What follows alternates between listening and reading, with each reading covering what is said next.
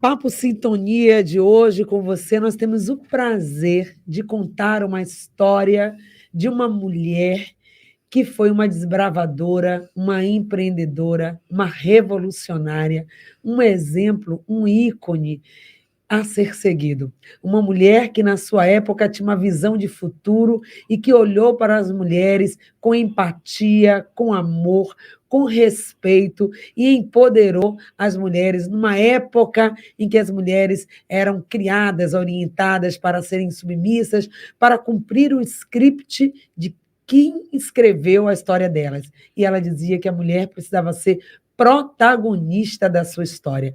O empoderamento feminino, tão falado nos dias de hoje, já na época desta mulher, era vivenciado na prática pelo seu heroísmo, pelo seu amor e pelo seu respeito às mulheres.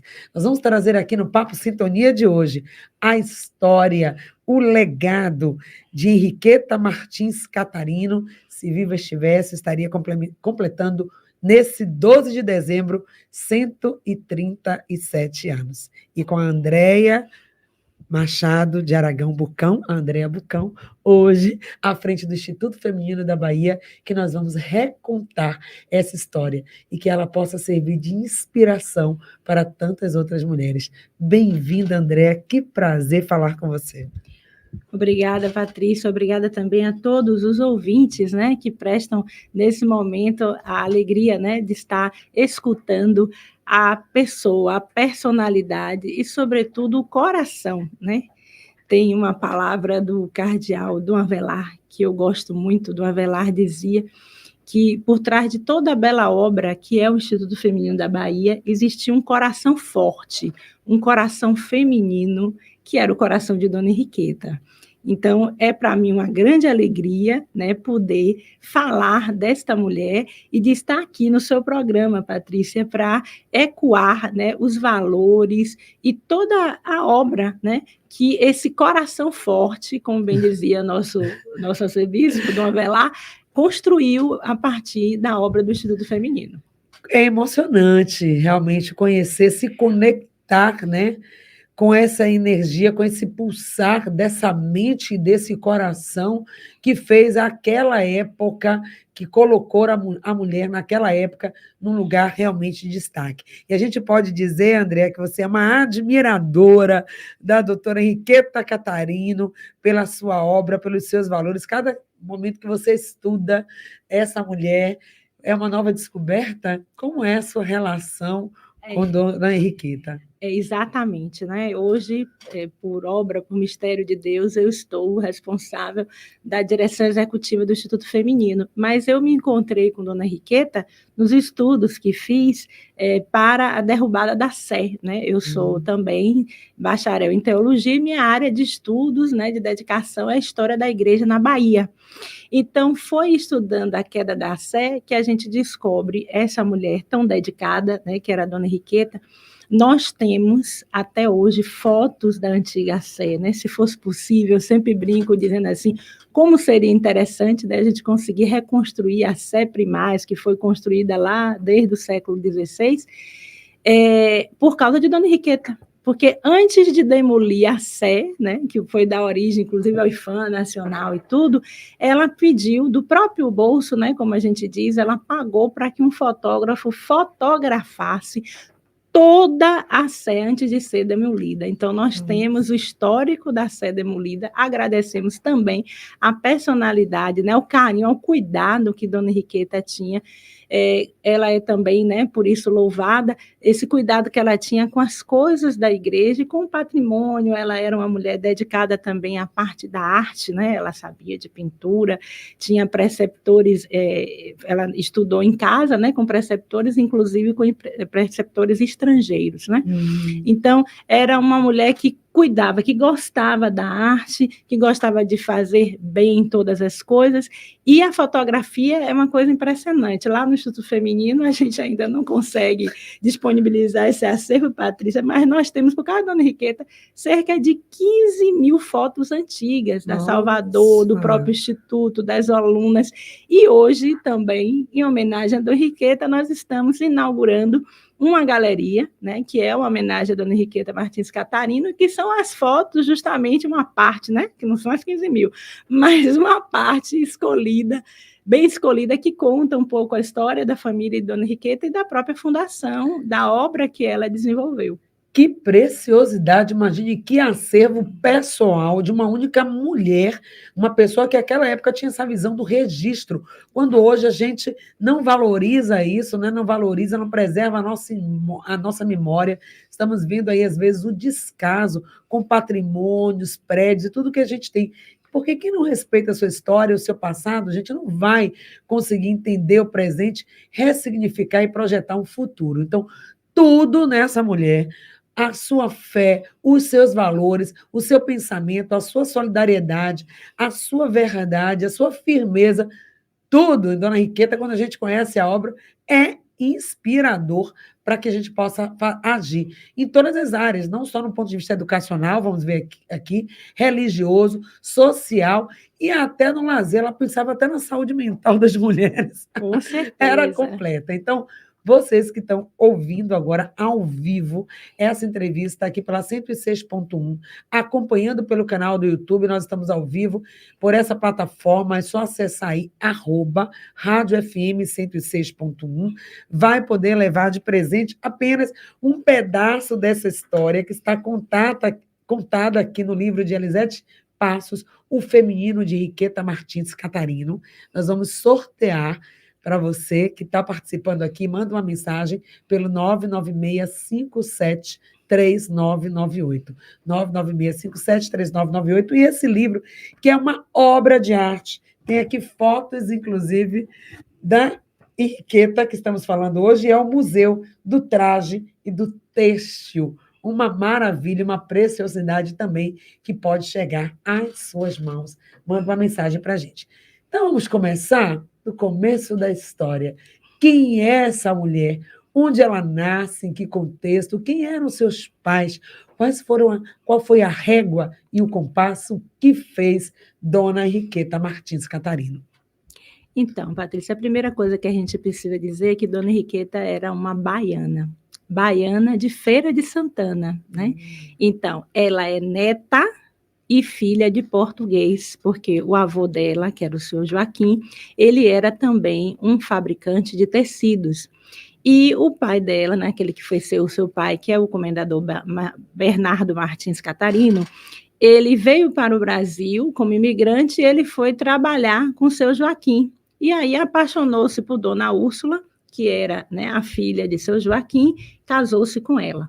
Dona Henriqueta é, então, a filha mulher mais velha do comendador. Ele vai ter esse nome depois, né, porque ele vai se tornar, ele como funcionário de seu Joaquim, depois ele vai assomando dentro da própria empresa, e ele vai se tornar dono de grandes indústrias têxteis na Bahia, e vai ser talvez um dos maiores empresários que nós tivemos na história da Bahia, e sobretudo também na área têxtil, né? Então, Dona Henriqueta é assim, criada nesse ambiente, né, onde ela tinha muita ligação com a área têxtil, não é à toa, né, que a gente tem o Museu do Traje do Têxtil. Dona Henriqueta era uma apreciadora, ela conhecia de tecidos, ela sabia bordar, ela sabia realmente conhecer o que era um bom traje, né?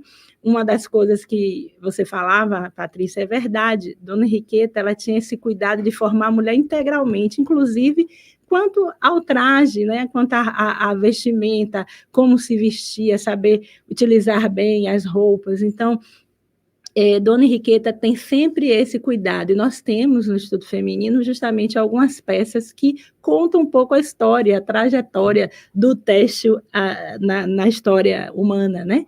Então, Dona Henriqueta, então, sendo essa filha mais velha do comendador, certamente o acompanhava em muitas atividades, e talvez venha disso, Patrícia, essa autonomia que Henriqueta tinha, né? Talvez ela fosse uma espécie de executiva, como a gente chama hoje do pai, né? Sempre o secretariando, o apoiando, e também, assim, graças à formação, né? Como eu dizia, os pais dela tiveram esse cuidado de dar a ela professores, a gente chamava naquela época de preceptores, inclusive estrangeiros, né?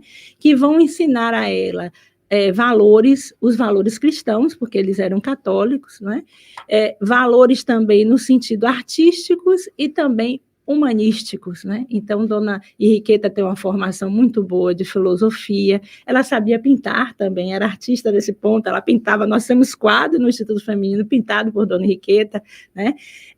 Ela tinha também uma outra complementação, ela viajava muito, né? Certamente acompanhando o pai, eles tinham o hábito de viajar, naquela época tudo era a vapor, é muito interessante ver as descrições, né? No Instituto Feminino nós temos algumas atas e que contam, Dona Henriqueta foi de vapor para o Rio de Janeiro, né?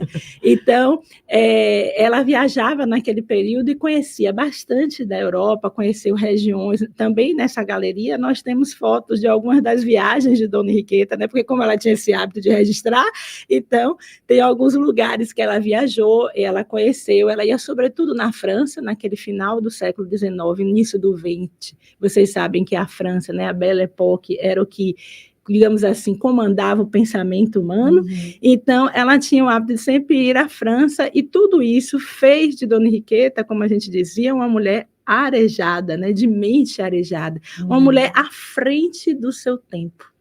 E é justamente isso que vai movimentar, né, os desejos de Henriqueta. Dona Marieta Alves, que foi sua amiga desde a adolescência e foi sua companheira também no Instituto Feminino digamos assim, de tarefas, né? Dona Marieta conta que Dona Henriqueta desde sempre gostava, não pensava tanto em casar, né? Ela queria muito que as mulheres pudessem ter um pensamento que fosse amplo. Então, basta dizer que a primeira atividade que Dona Henriqueta fez, ela pegava e fazia tardes de costura na casa dela. Ela pegava os livros que ela tinha, que eram livros muito bons, né, porque ela tinha bons professores, e, ao mesmo tempo, também tinham padres amigos, inclusive um padre jesuíta, que indicava boas leituras, né, leituras que fossem capazes de formar, né, numa mente, como eu dizia assim, ampla, as mulheres, e Henriqueta oferecia, ela emprestava, né, seus livros, disponibilizava os livros, quem iria ali costurar, ficava conversando, costurava, mas podia levar para casa o livro. Eu estou querendo estar nessa tarde, mas uma tarde. Já pensou? Com essa mulher viajada, tomando um chá, falando sobre leitura. Gente, quando a gente olha a realidade hoje das mulheres, de correria, de tanto desafio, pensar numa tarde dessa como não deveria ter sido. Mas sim, conte mais. Então, aquelas tardes abriam a mente das mulheres. Exatamente, eram possibilidades, né, de dar essa autonomia. Hoje a gente chama de empoderamento, como você bem disse. Mas é essa alegria, né, que Henriqueta tem de distribuir. Ela tem um coração, como a gente diz assim, disponível de não ficar com as coisas, de ter esse cuidado, né? Que todas tivessem acesso a todas as possibilidades. E, como eu dizia, uma das coisas que preocupava a Dona Henriqueta é que as jovens, né, por algum motivo, porque por não ter condições de trabalhar, por não ter uma profissão, não ter alguma coisa, tivessem que casar forçosamente para poder ter uma vida estável. Sim. Dona Henriqueta queria muito que as mulheres tivessem o direito de escolher. Assim como ela, né? Que escolheu o seu amor, escolheu a sua profissão, escolheu o que queria fazer, que era determinada, que sentia no coração e ela empreendia. Claro que dentro de uma condição social, né, financeira, nós falamos aqui, ela vem filha de um grande homem da indústria têxtil, dos nomes, né? Um industrial realmente potente aqui no estado. Mas ela não se limitou a ver que ela podia, que ela tinha condição de viajar, de ler, e as outras mulheres. Aquilo incomodou Henriqueta, né? Exatamente. Ela tinha, então, o Monsenhor Flaviano, que a gente, né, considera o fundador da obra do Instituto Feminino, ele era secretário de Dom Jerônimo Tomé, que era o arcebispo na época, ali na mudança do século. E ele vai com Dom Jerônimo para uma comemoração lá em Roma, né? Era os 800 anos do Edito de Milão, né? Então, é aquele momento em que a Igreja Católica pode ser publicamente ter templos, né? Então era muito importante aquele momento, eles vão até Roma, e ali Monsenhor Flaviano descobre o trabalho que a igreja fazia justamente para a prevenção de que as mulheres, as jovens, aquele dali era o momento também da ascensão da indústria, né? E aí muitas mulheres trabalhavam às vezes 14, 16 horas, e a preocupação da igreja é que essas mulheres, a moça trabalhadora, fosse cuidada. Monsenhor Flaviano vê aquilo e, naturalmente, ele pensa em Salvador. O que é que eu vou poder fazer pelas moças trabalhadoras, pelas mulheres, né? Para que elas não sejam exploradas no seu trabalho, para que elas tenham uma vida digna.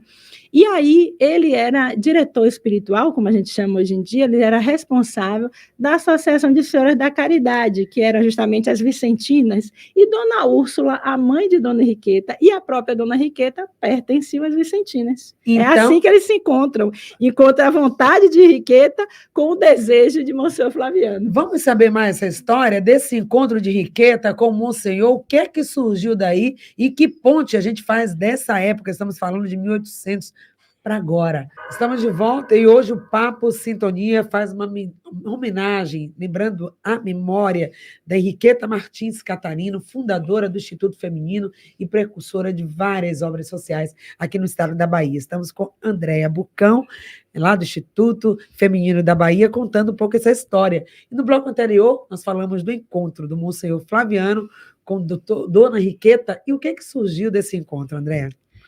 Então, desse encontro, né, surgiu. Monsenhor Flaviano era um sacerdote, né? Inclusive ele era o padre responsável da catedral na época. Ele sabia que ele não ia conseguir atingir as moças, e sobretudo as moças trabalhadoras. Ele mesmo era um pouco complicado, em 1920, por aí, você fazer isso. Então, ele aí tem a ideia de confiar isso às vicentinas, e encontra em Dona Henriqueta uma oportunidade muito grande, né, um desejo justamente de poder apoiar, de começar a dar condições a essas mulheres. Então, uma das primeiras coisas que Dona Henriqueta faz, olha como ela era engenhosa, né? Ela encontra com mulheres que muitas vezes estavam viúvas, e ali, coitadas, elas não tinham filhos, viúvas, e elas não tinham como se sustentar. O que fazia Dona Henriqueta? Ela comprava materiais, ensinava, ou se as pessoas já soubessem costurar, né, que naquela época o bordar, o costurar era uma coisa bastante comum, muito típica das mulheres, e ela leva os materiais para aquelas mulheres, elas faziam as peças, e ela pegava depois, vendia essas peças, e o que ela vendia, ela trazia de volta para aquelas senhoras. Quer dizer, ela fazia isso através da instituição das senhoras vicentinas, por meio, né, de atividades, de bazares, ou às vezes até como ela tinha muitas amigas na sociedade, quem sabe não eram encomendas de enxovais, né, que ela mesma conseguia com vizinhas, com amigas, e assim ela dava a oportunidade daquelas mulheres se manterem de uma forma digna, né? Não caindo em prostituição, não tendo que fazer trabalhos que eram superiores às suas forças, né? Sendo de alguma forma exploradas. Ela ali fazia essa grande caridade de Dona Henriqueta, era como a gente diz, não somente dar o peixe, mas ensinar a pescar, começar a ver como essas mulheres poderiam ser, de alguma forma, recuperadas, aprendidas. Então, ela começa, engraçado que ela começa a Casa São Vicente, né?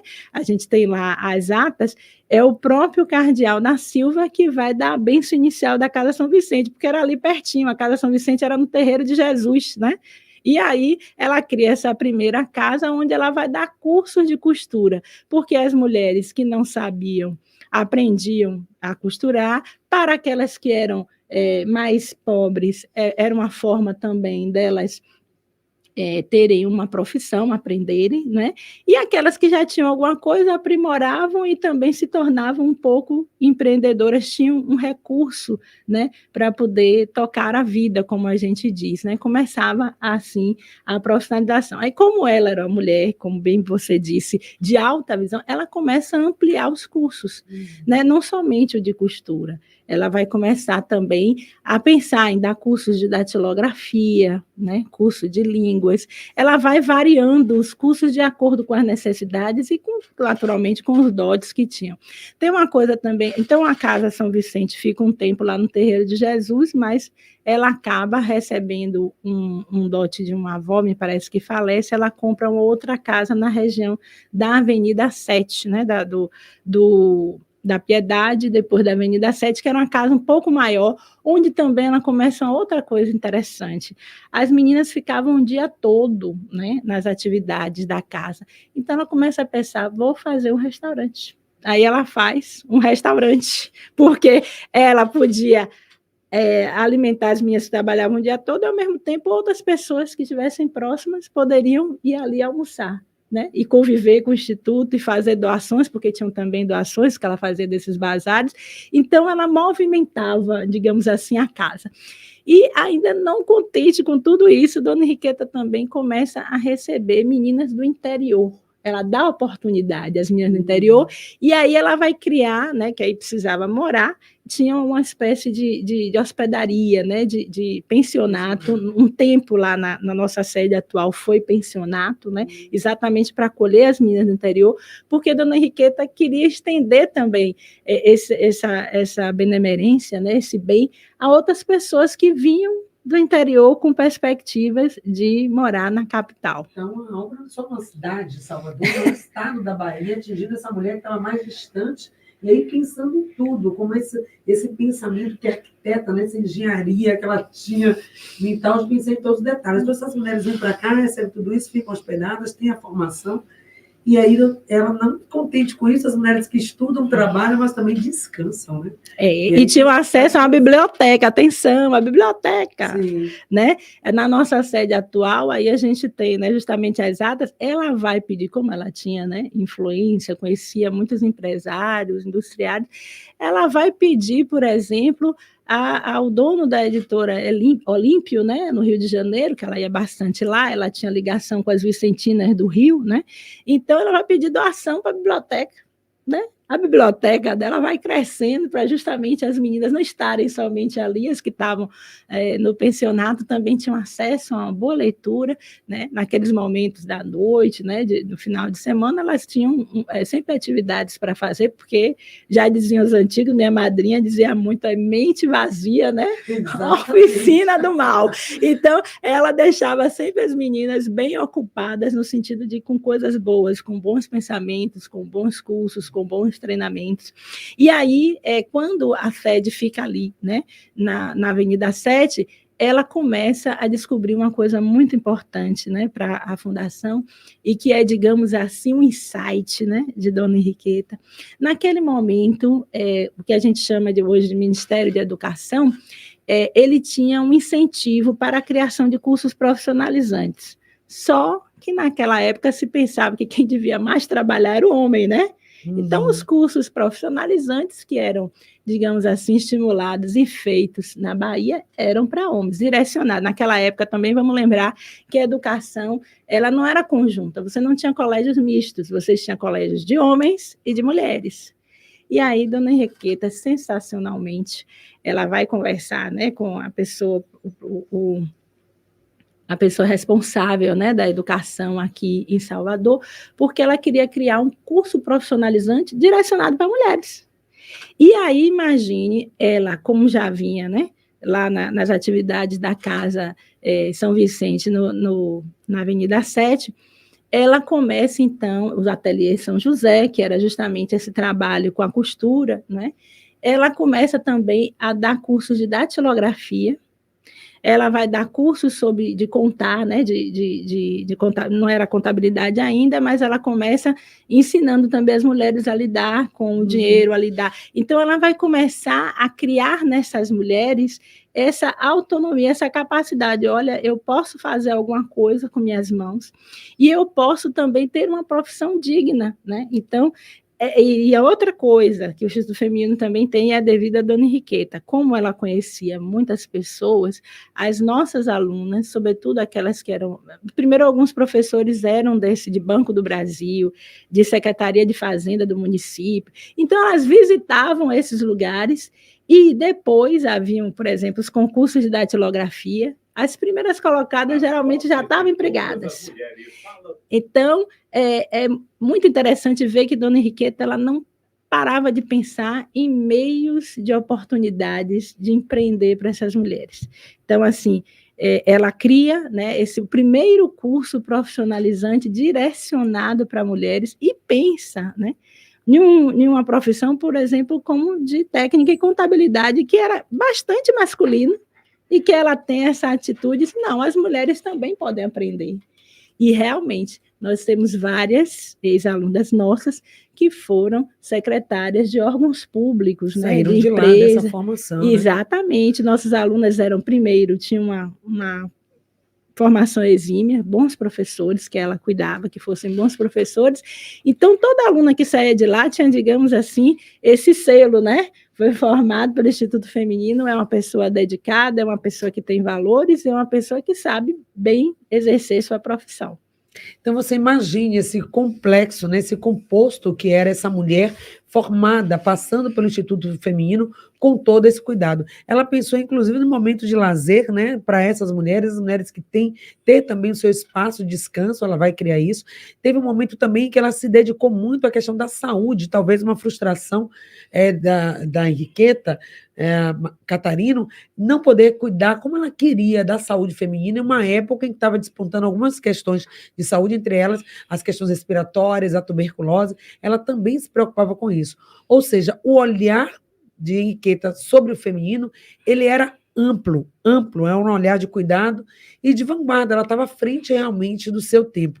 E o feminino, né, o feminismo também de Henriqueta, porque muito embora ela tivesse essa preocupação com a moral, né, com os costumes, com a religião, o apostolado, isso tudo fazia parte, a fé, ela queria imprimir, ela também queria que essa mulher pensasse diferente e não abrisse mão dos seus sonhos. Isso é muito grandioso para aquela época, não é, Regina? Com certeza, Patrícia. Eu acho que é a contribuição primeira, né? Quando a gente ouve as alunas, a gente teve a oportunidade de ouvir algumas agora no centenário, elas falam muito isso, elas dizem, Dona Henriqueta era para mim régua e compasso, né? Porque que inclusive é nossa doutora Constância, que inclusive é conselheira do nosso Conselho Fiscal, ela foi presidente de Conselho de Contabilidade, né, do Brasil e tudo, da secção Bahia, ela nos conta que ela dizia assim, Dona Henriqueta dizia assim, Constancinha, você vai fazer o curso de contabilidade. Ela dizia, e ela então dava aquela força, né, aquele empenho, ela tinha um coração, como eu dizia, forte, que inspirava e, ao mesmo tempo, apoiava as meninas. Então, elas tinham em Dona Henriqueta essa liderança, esse exemplo, né, e, sobretudo, essa coragem de mesmo aquilo, porque imagine, em 1930, em 1940, não é que as mulheres tivessem tanta coragem de enfrentar, claro, de serem como a gente tem hoje em dia as executivas, né? Então, naquela época, o pensamento feminino era casar, ter filhos. Adentrar em espaços masculinos, né? Lidar com dinheiro. Até hoje as mulheres têm dificuldade, acham que não é para ela. E ela já trouxe esse curso, né? Não era contabilidade, como você falou, mas lidar com as finanças, não só promover, gerar recursos, mas saber também administrar. Mas adiante, viu, Patrícia, quando justamente nós vamos para a sede do Instituto Feminino aqui no Politeama, mas sim, aí é criada a Escola Comercial Feminina e nós temos o curso técnico de contabilidade e nossas meninas alcançaram realmente os títulos de técnica de contabilidade com todos os registros, né? Tivemos as primeiras que tiveram grande sucesso, muitas, como eu disse, foram contadoras, secretárias de firmas como o Banco do Brasil, né? A Fratelli Vita, ela era muito amiga da Fratelli Vita, então ela conseguia colocação para as meninas nessas empresas, né? Então, assim, nós, inclusive a Fratelli Vita, nós temos no nosso museu, né, de lá do Instituto Feminino, nós temos cristais Fratelli Vita, que são por causa disso, dessa amizade do Henriqueta com a Fratelli. E essa penetração no tecido social, não era aquela mulher que ficava só olhando o feminino, mas entendia que o feminino precisava dialogar com outras instâncias e abrir a mão também de se lançar a buscar parcerias, que hoje é algo muito forte, ninguém faz nada sozinho, né? E a Henriqueta já tinha esse olhar que ele precisava fazer também essa ligação com o mundo externo, mas trazer esses benefícios para as mulheres. Quando a gente olha numa época de feminicídio, violência feminina, esse empoderamento, que é uma palavra de hoje, mas essa autonomia que ela já praticava e já reforçava no universo feminino, foi realmente um legado que a gente precisa se inspirar ainda hoje mais. E não para na sua obra, ela cria, né, o que é hoje o Instituto Feminino da Bahia, ali no centro da cidade, no Politeama. E agora, Andréa, fica essa missão, né, esse chamado, isso aí está não só nas suas mãos, mas de todos que entendem que esse é um lugar histórico. Ali não tem mais hoje uma presença física, mas tem a energia de Dona Henriqueta, tem um pensamento, um desejo que não pode morrer, né, com ela. Com certeza, Patrícia. Isso também me alegra muito, né? Hoje nós vamos ter uma missa em memória da Dona Henriqueta, que vai ser nosso presidente da fundação, que é Dom Sérgio Cardeal da Rocha, que vai estar. E uma das minhas alegrias é que Dom Sérgio teve recentemente, na semana passada, ele estava em Roma, no encontro com o Papa, né, daqueles 9 bispos do mundo. Ele representa basicamente a América Latina, e o tema que o Papa tratou foi o rosto feminino da igreja. Então, a importância do rosto feminino, né? Como eu dizia logo no início, na abertura dessa entrevista, o olhar de Dom Avelar sobre Dona Henriqueta era isso, saber que ela era um braço, um coração, né? Quer dizer, o coração para dizer que tem todo um aparato, né? Que é bem próprio, bem típico da mulher, que acolhe, né? Que tem aquele coração, mas ao mesmo tempo um coração forte, né? Sim, e as mãos do fazer, né? Exato. Então, assim, a beleza é essa, né? Dona Henriqueta nos deixa esse legado, né? Somos capazes de fazer mais e melhor pela sociedade, somos capazes de fazer mais e melhor também pelos contextos religiosos, artísticos, culturais, né? Todas as coisas que ela fez, tudo que ela pensou e fez, né? A segunda piscina da Bahia, nossas alunas, Dona Henriqueta era tão preocupada com a saúde que ginástica para ela, naquela época, gente, em 1930, era a saúde da mulher.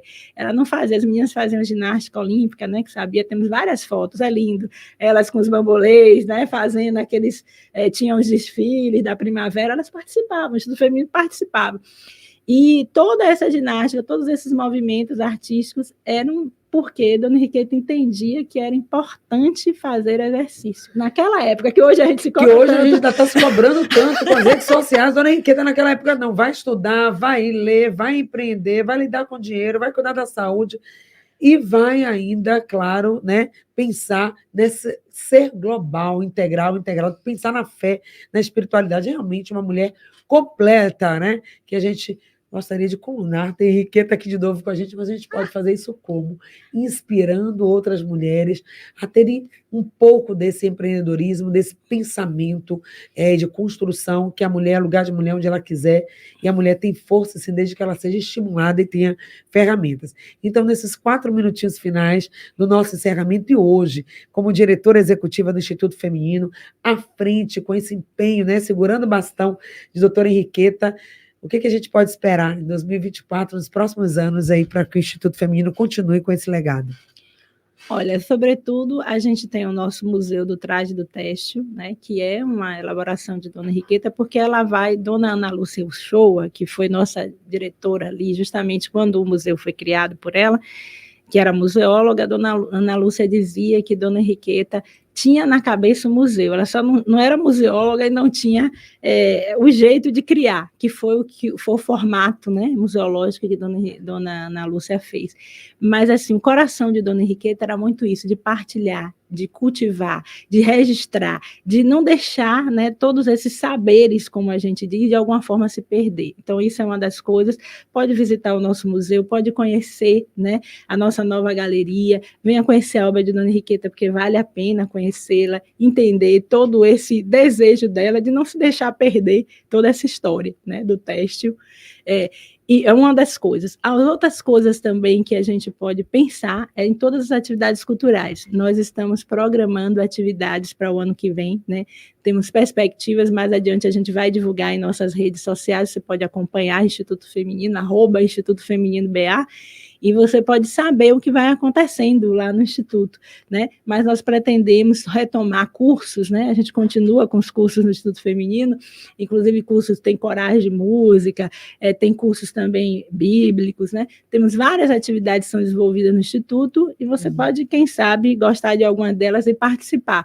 O ambiente da Fundação é bem agradável, sempre as pessoas gostam muito, elogiam, então será uma alegria recebê-lo. Para visitar o museu é preciso pagar uma taxa simbólica, né, de R$ 10, meia para aqueles que são idosos e as crianças, e o nosso horário é de segunda até sexta. Segunda a gente não funciona pela manhã para manutenção do museu, mas aí começa à tarde às 14 às 17 horas, e o resto da semana de 10 às 12, das 14 às 17 horas nós estamos lá para recebê-lo, será uma grande alegria. Segunda a sexta, então, a visitação. Exatamente.